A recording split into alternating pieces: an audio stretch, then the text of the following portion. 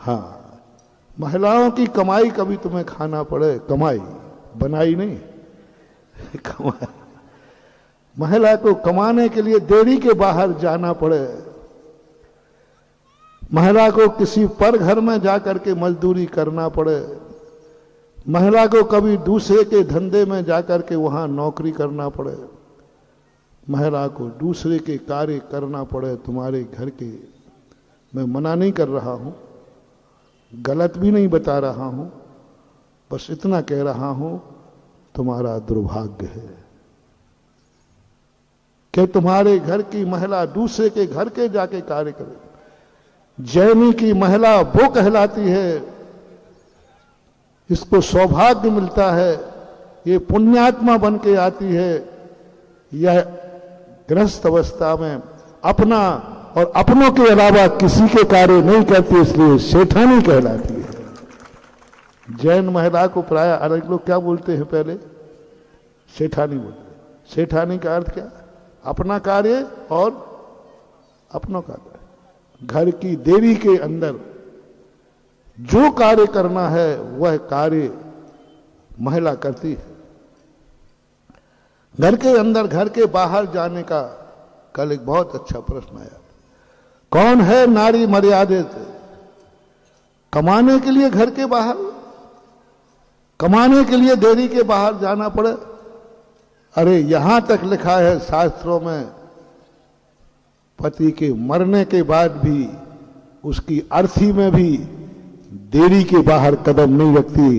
कमला चलत न पैड जाए मर घट तक परिवार। कितनी बड़ा साइंस है महानुभाव, बहुत बड़ा दर्शन कल आया था। पैड, अर्थी जा रही है पति की, अर्थी जा रही है बेटे की। नारी की मर्यादा कहां तक की? कमला चलत ना पैड जाए। पैड किसको बोलते भैया? देरी। देरी के ऊपर एक कदम रख के दिखा देगी, बस मैं एक उच्च कुलीन नारी हूं, मैं एक बहुत सभ्य कुल की नारी हूं, मेरी मर्यादा देरी से बाहर नहीं है। इससे आप देखिए, अर्थी में नहीं जाने दे रहे हैं। अर्थी की, अर्थी तो बहुत बड़ी चीज होती महानुभाव, अर्थी में भी कमला, कमला ने पत्नी, स्त्री, कमला की मर्यादा देरी तक है। और आज तुम्हारी नारी को कमाने के लिए देरी के बाहर जाना पड़ा।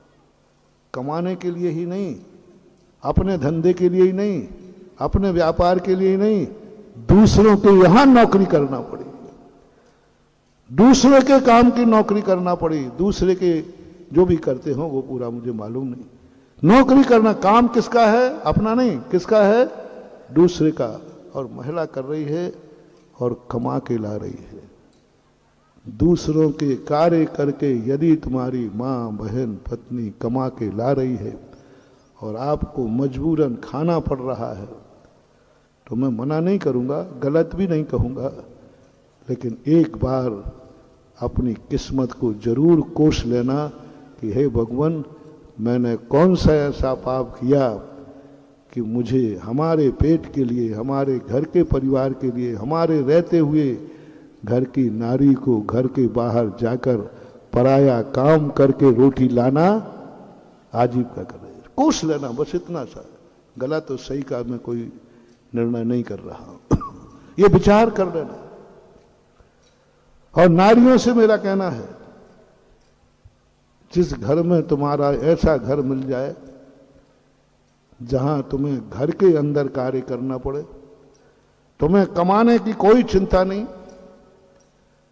तुम्हें दूसरों के काम की कोई चिंता नहीं, समझ लेना तुम जन्म जन्म की पुण्यात्मा हो और भविष्य में तुम महिला नहीं, तुम सेठानी हो, तुम मालकिन हो। बहुत बड़ा पुण्य, ना जाने कितने जन्मों का पुण्य किया होगा जब तुम्हें ऐसा पीहर, ऐसा ससुराल मिला जहां कमाने के लिए तुम्हें घर से बाहर जाने की जरूरत नहीं। रानी बोलते इसी को। रानी किसे बोलते? यही तो रानी कहलाती, यही तो कहलाता सौभाग्य। लेकिन मैं गर्व से कह रहा हूं, परसेंटेज की अपेक्षा कह रहा हूं, आज भी सबसे ज्यादा जैनियों में कमाने वाले पुरुष हैं, नारियां नहीं। आज भी जैनियों में महिलाओं को कमाने की संख्या कम है। केसली इसमें पूछ लूं, केसली के घरों की कितनी महिलाएं कमाती होंगी? खाती तो सब होंगी खाती तो सब। ये है गॉड गिफ्ट महानुभाव। जिस घर में कम कमाते हो और खाते ज्यादा हो, उसी कमाने वाले का नाम है सेठ। कमाता एक है और खाते 10 है, और बीच में महाराज भी आ जाए तो बोल तो ना धीरे से, बोलो बोलो। महाराज भी आ जाए तो भी निपटा देता है, तो भी खा लेता है। जैनी का घर वो है जिस घर में 10 लोग होते हैं और 11 लोगों का भोजन बनता है, उसका नाम जैनी है, उसका नाम सेठ है। व्यक्ति कितने हैं? भोजन कितने का बना है डॉक्टर साहब? भोजन कितने का बना? 11 का। एक का क्यों बना लिया? एक का क्यों बना लिया ज्यादा?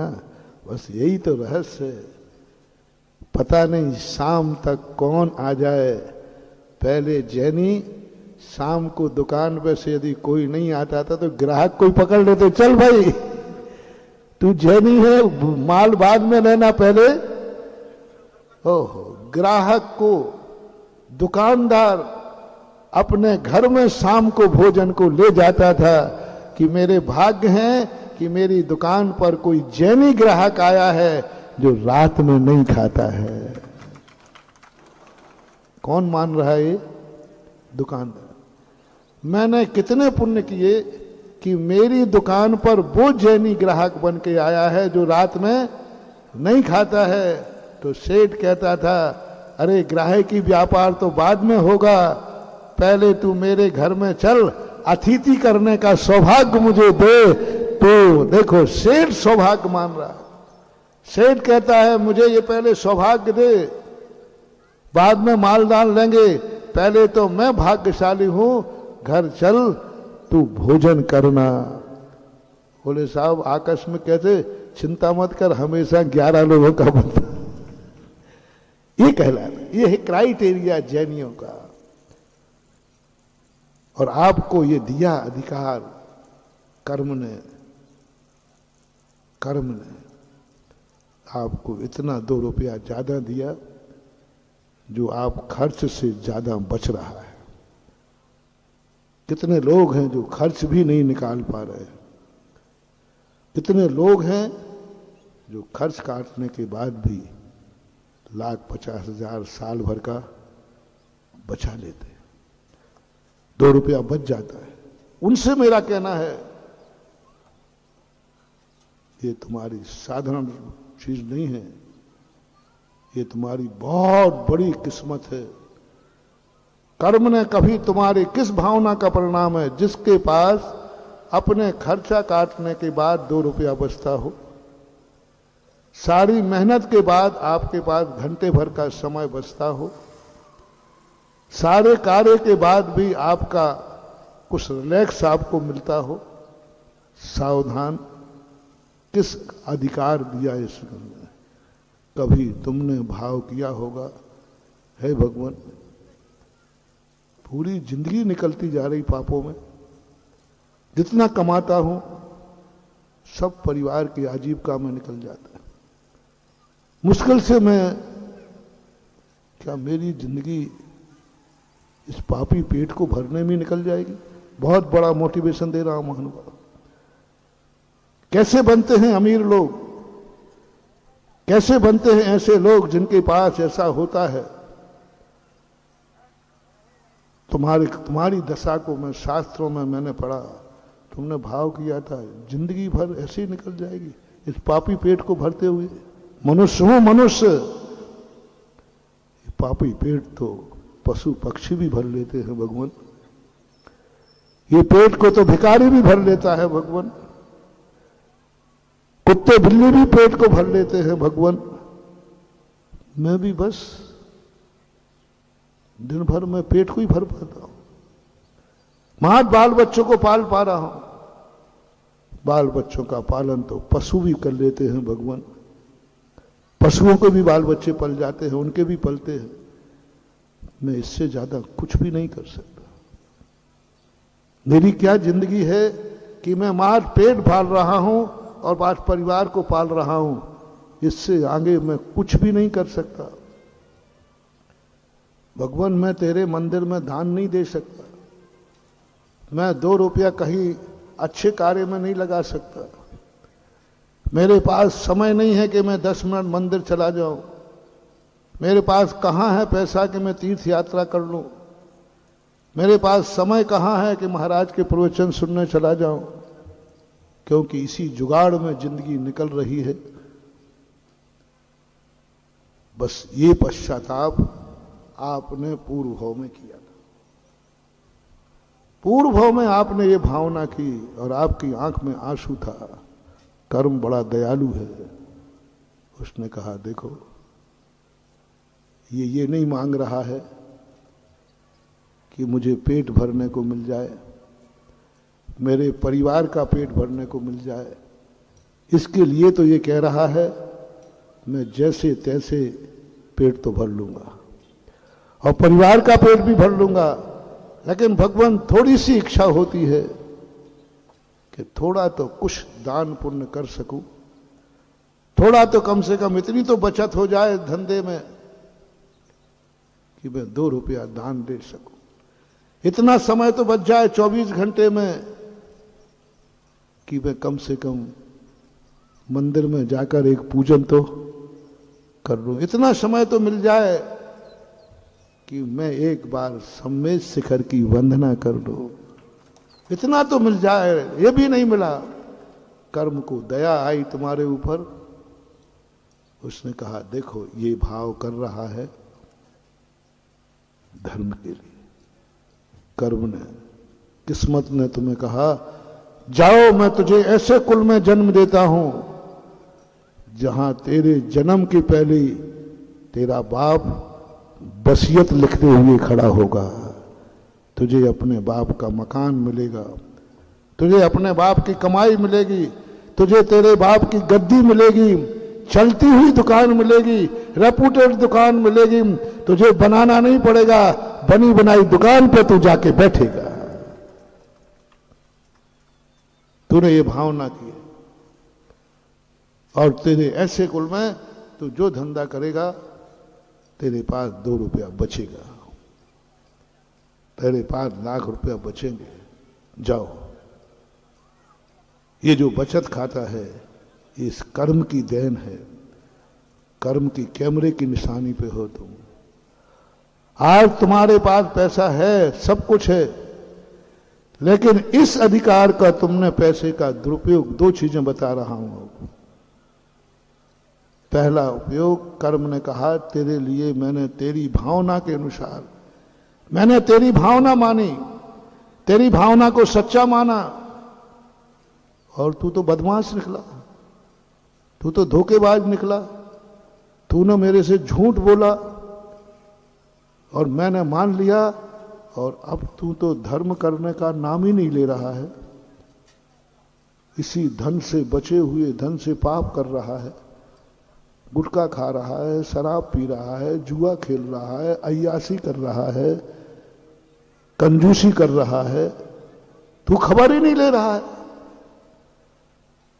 दिन भर पड़ा हुआ समय तुझे बच रहा है, तू अय्यासी कर रहा है। तेरे पास इतना समय है कि तू तीर्थ यात्रा पर जा सकता है। तूने कहा था कि भगवान इतना तो पुण्य आ जाए कि मैं अपने जीवन में सम्मेद शिखर की वंदना कर लूं, मैं तीर्थ क्षेत्रों की वंदना कर लूं। मैंने तुझे इतना योग्य बना दिया, आज तू तीर्थ क्षेत्र का नाम नहीं ले रहा है, और जैसे ही समय मिलता है किसी हिल स्टेशन पर घूमने के लिए तेरे पास समय है।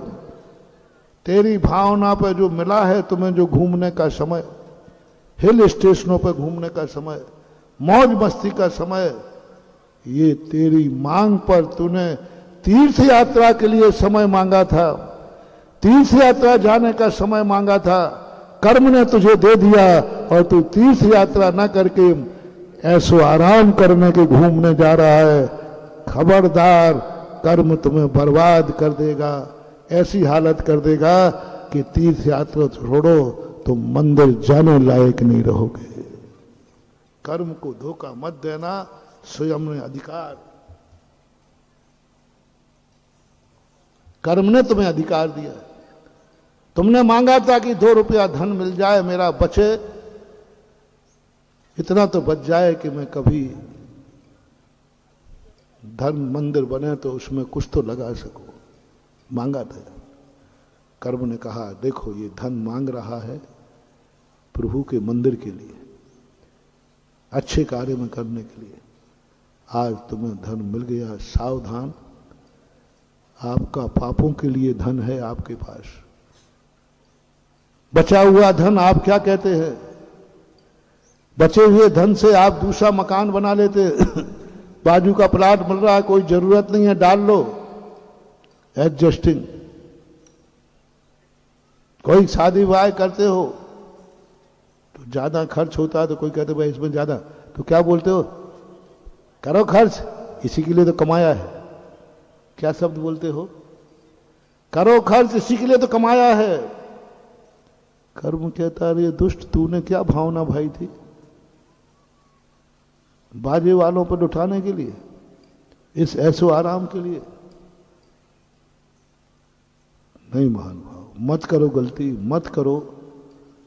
इसी के लिए कमाया है, कभी शब्द मत बोलना। संसार के किसी भी कार्य के लिए कभी ये शब्द नहीं आ जाए इसी के लिए कमाया है। मकान बनाते समय नहीं आ जाए कि इसी के लिए कमाया है। बनाओ बहुत अच्छी हवेली, इसी के लिए तो कमाया है। अच्छी हवेली बनाना, लेकिन ये भाव कभी नहीं करना कि इसीलिए कमाया है। कभी घूमने जाने का बात आए तो करो खर्च बेटा, जा ये 10 लाख पकड़, मैंने इसी के लिए तो कमाया था कि मेरे बच्चे खूब ऐसा आराम करें, ऐसो आराम करें। ये शब्द कभी मत बोलना महान भाव। मैं अपने भक्तों से कहना चाहूंगा, त्याग कर देना, कायोश्वर कर लेना। संसार के लिए कभी ये बलि मत दे देना, सब कुछ मैंने इसी के लिए कमाया था।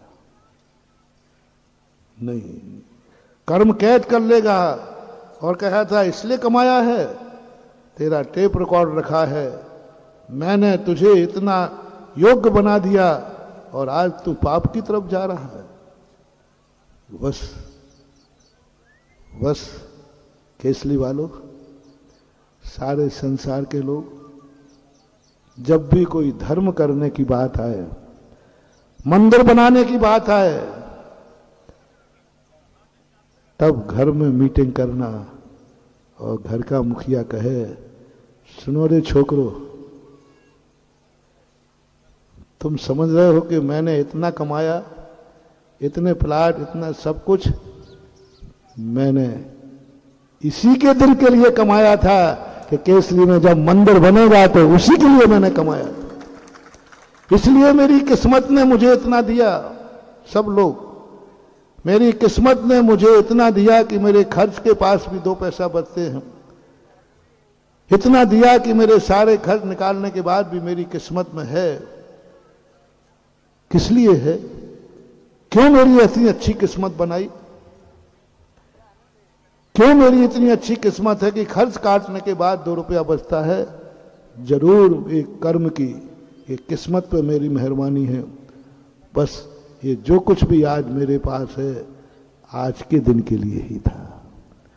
मैं मंदिर कभी नहीं बनवाता, मेरा कोई तीर्थ क्षेत्र नहीं, मेरा कोई मंदिर नहीं, मेरा जो कुछ भी है सब भक्तों के लिए है, भगवान के लिए कुछ भी नहीं।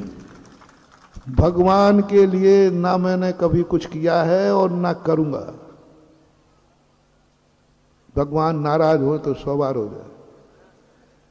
ना भगवान का मंदिर बनवाऊंगा मैं, ना मैंने बनाए हैं, और ना मुझे भगवान पर कोई क्योंकि उनका मंदिर बना के मैं अपनी बेइज्जती नहीं कराऊंगा। सुन रहे हो ना?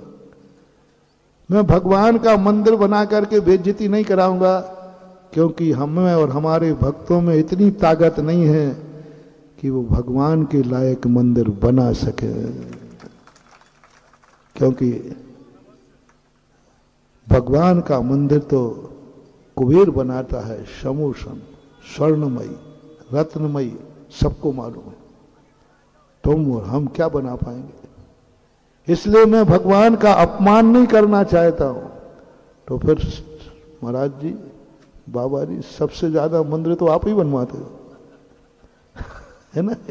लोग कहते भी नहीं, मैं भगवान के लिए नहीं, मैं अपने भक्तों के लिए, उद्धार के लिए बनवाता हूं। तुम्हारे लिए ये कर्म अभिशाप ना दे दे। मैं भक्त से इसलिए कहलवा रहा हूं कि तू बोलना मंदिर बनते समय, इसी के लिए मैं जिंदा हूं। ये बताओ, कोरोना में केसली में कोई लोग मरे थे क्या? मरे थे? बुरा मत मानना। जो अभी केसली में जिंदा लोग मरे, ये क्यों नहीं मरे? तुम लोग क्यों नहीं मरे, ये बताओ। जब वो मरे थे तो तुम भी मर सकते थे कि नहीं? पहले बताओ भाई, तो मरे क्यों नहीं? महाराज जी इसलिए नहीं मरे, हमारी आयु कर्म थी, हमने पुण्य किया था। नहीं, ऐसा नहीं। बस एक शब्द बोलना चाहता हूं, मैं कैसे मर जाता महाराज? मेरी किस्मत की लकीर में तो बड़े बाबा का मंदिर बनाना लिखा था, बस इतना था। मैं कैसे मर जाता? मैं कोई पापी आदमी नहीं था। मेरी किस्मत में लिखा था कि केसली के अंदर बड़े बाबा का मंदिर बनेगा। मेरी किस्मत में लिखा था सुधा सागर महाराज आएंगे। मेरी किस्मत में लिखा था मैं मंदिर का शिलान्यास अपनी आंखों से देखूंगा। मैं कैसे मर जाता? बस इतना ही, बस इतना ही। अपने जिंदा रहने का श्रेय किसको दे दो? अपने जिंदा रहने का श्रेय किसको दे दो? इस मंदिर को दे दो कि बस मेरे हाथ से मंदिर की ईंट लगना थी, मेरे सामने मंदिर का शिलान्यास होना था, बस इसलिए मैं जिंदा हूं। सबसे बड़ा पुण्य, आप सुबह कभी मंदिर में जाओ ना, तो उस रात में संसार में कोई ना कोई मर सकता है कि नहीं? मरा होगा। तो कोई पूछे, भगवान ही पूछे, मैं पूछूं, बेटा रात में और कोई मर गया, तुम क्यों नहीं मरे? तो क्या कहना है?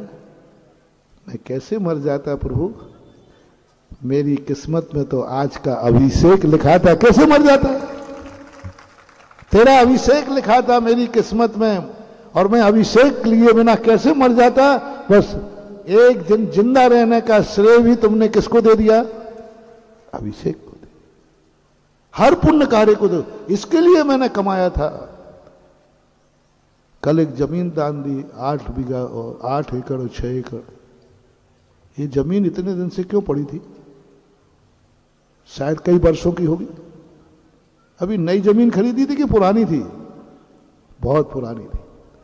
इतने दिन तक क्यों पड़ी थी? गर्व कर रहे हो? ओहो, इसलिए मैंने आज तक इस जमीन का कुछ नहीं किया, क्योंकि मेरी किस्मत में लिखा है ये जमीन का पैसा पाप में नहीं, ये पैसा किसी मंदिर के काम आएगा। ये भाग्य मेरा है, बस ये भाव तुम्हें करना है। और हर व्यक्ति को एक, केसली के हर व्यक्ति को एक ही भाव करना है। हमारे पास जो आज 2 पैसा है, काहे के लिए कमाया है? ऐसे लोग तो मिल जाएंगे जो कहेंगे खरो खूब बारात में काहे के लिए कमाया है, बनाओ मकान काहे के लिए कमाया है, जाओ घूमने काहे के लिए कमाया है। ये तो सब तुम्हें दरिद्र होने का लक्षण है। आज से ये रट लो, प्रत्येक व्यक्ति अपने घर में, हर व्यक्ति ये कहे काहे के लिए कमाया है? बड़े बाबा का मंदिर बनाना था, इसलिए कमाया है। काहे के लिए जिंदा है? इसके लिए जिंदा है। काहे के लिए कमाना है अब आगे? किसके लिए? बोल दो ना। काहे के लिए कमाना है? बस इसलिए कमाएंगे। कोई कहे क्यों भैया आजकल तुम थोड़े ज्यादा ही कमाते हो, ज्यादा ही मेहनत कर रहे हो, तो तुम कहते हाँ थोड़ा कर तो रहा हूं, वो बिटिया की शादी करना है ना। बोल दो वो मालूम तो मुझे सब है। अब वो एक मकान बनाना है ना, थोड़ा खर्च भी बढ़ गया है, बेटा है कहीं पढ़ रहा है, बेटा कहीं पढ़ रहा है, इसलिए थोड़ा मेहनत करना पड़ रही है। ये तो सब कहते हो रे, आज के बाद ऐसा कहना शुरू करो। आजकल तुम कुछ ज्यादा ही कमा रहे हो, आजकल तुम ज्यादा ही व्यापार पे ध्यान दे रहे हो, आजकल तुमने सब घूमना घामना छोड़ दिया, धंधे पे ध्यान दे रहे हो। ओहो, एक शब्द निकालना, बोले हाँ साहब मैं सब कुछ भूल गया। बोले क्यों? बोले मालूम नहीं, हमारी केसरी में जिनेंद्र का मंदिर बन रहा है, हमें उसका कार्य करना है। कोई बेटी की शादी को कमा रहा है, कोई मकान को कमा रहा है। आज के बाद जैनी जो सच्चा है वो ये कहे कि हाँ मैं 2 घंटे ज्यादा कमा रहा हूं क्योंकि हमारे यहाँ जिनेंद्र का मंदिर बन रहा है, मुझे वह कार्य भी मुझे करना है, इसलिए मैं कमा रहा हूं। ऐसा परिणाम तुम्हें कभी आ जाए, धर्म के नाम पर यह भाव आ जाए, इसलिए मैंने सब कार्य छोड़ दिए। जैसे एग्जाम के समय, बोर्ड के एग्जाम के समय विद्यार्थी कहता आजकल तुमने सब घूमना घामना बंद कर दिया। बोले मालूम नहीं यार, बोर्ड की परीक्षा है, बोर्ड की, ऐसा बोलते ना। इंटरव्यू है, आईएएस का ऑफिसर का इंटरव्यू दे रहा हूं, इसलिए सब घूमना भावना करके व्यक्ति क्या करता है, ऐसा ही, बस ऐसा ही केसरी के लोगों, आजकल तुमने सब खर्चे बंद कर दिए, कहीं कुछ खाते पीते ही नहीं दिखते, कहीं घूमने नहीं जाते। बोले मैंने सब बंद कर दिया है क्योंकि हमारे यहां, बोल दो ना, जिनेंद्र का मंदिर बन रहा है, हमने सारे खर्चे बंद कर दिए, सब कुछ बंद कर दिए, और वो पैसा मुझे जिनेंद्र के मंदिर में लगाना। यही महिलाएं करें। कभी कोई महिला अपने घर वालों से कहे कि नहीं मेरे खर्चे बंद कर दो, मेरे लिए जो बंद है वो बंद कर दो, जो मेरे लिए खर्च करते हो वह मैंने बचाना शुरू कर दिया है। बे एक चोरी करती हो आप लोग महिलाएं अपने घर में, घर का बहुत बड़ा चोर है ये, जब पता चला जब 500 का नोट बंद हुआ था। उस चोर को मैं आशीर्वाद देना चाह रहा हूं जिसके घर में श्रीमान जी की जेब से चोरी करके पैसे रखे हों और तुम्हारे यहां जब्ती हो जाए, चाहे बंद होने पर हो चाहे, और लोग पूछे कि तुम ये पैसे कहां से लाती थी, चोरी करती थी। बोले हां। तो कोई पूछे क्यों, क्यों चोरी करती थी, क्यों चोरी करती थी?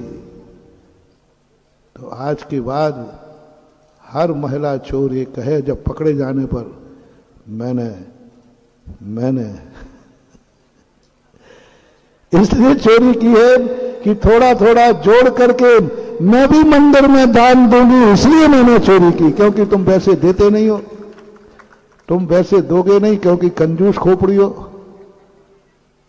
हाँ, इसलिए मैंने किया।